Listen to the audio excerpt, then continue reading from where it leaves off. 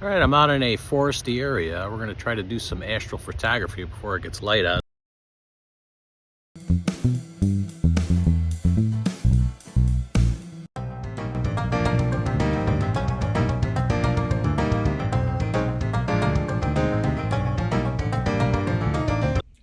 Last summer, I went out to try to photograph the moon. It was a full moon, very bright. I didn't know the exact settings to use on my Sony a7 IV camera. So I put it on single shot with a 5-second delay to remove any camera shake. I had the shutter speed at 1/125th. I had the f-stop at 8 and the ISO at 2500. Got nothing showing yet, so let's see here. There it is. As you can see though, the moon was very bright because it reflects a lot of the sunlight. So that ISO at 2500 just was too high.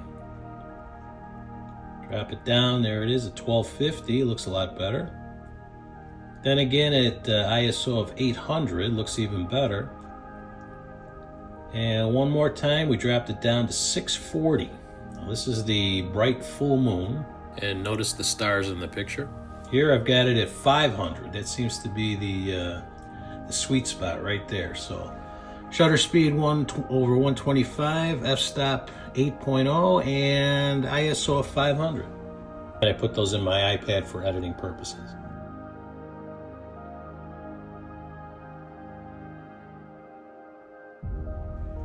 Now I reset these to the same exact settings when I went out to do the blood moon the other night. I went out about 2:14 in the morning and at first couldn't see anything, but then I had to readjust upwards on the ISO. I had a 1.6 shutter speed, f-stop of 6.3, ISO of 1000. I seemed to bring it in pretty much the way I wanted it. That was the sweet spot for the blood moon. And notice the stars in the picture. And again, I put those in my iPad for editing purposes.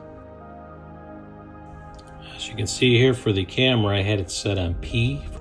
That's kind of like the sweet spot between manual and fully auto. And lens-wise, I used my Tamron telephoto lens, 70 to 300 millimeter. All right, I'm out in a foresty area. We're going to try to do some astral photography before it gets light out. It's about 3:21 in the morning. With me, I've got two cameras. One is the Sony a7 IV. On it, there's our APS-C lens on there. It's a Sony 1.4 11 millimeter. Then I also have my Sony ZV-E10. This has a Sigma 16 millimeter lens on it.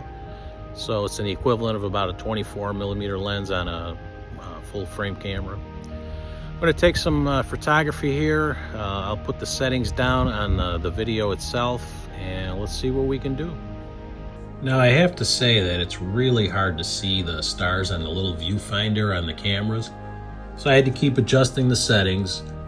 And also again, I had to go back into my iPad with the photos and edit them in order to bring out the stars more clearly.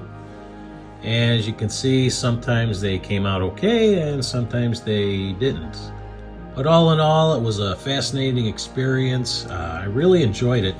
And what amazes me is that the cameras can actually pull out more stars than I could see with the naked eye. Well, anyway, thank you for watching my video, and we'll catch you in the next one.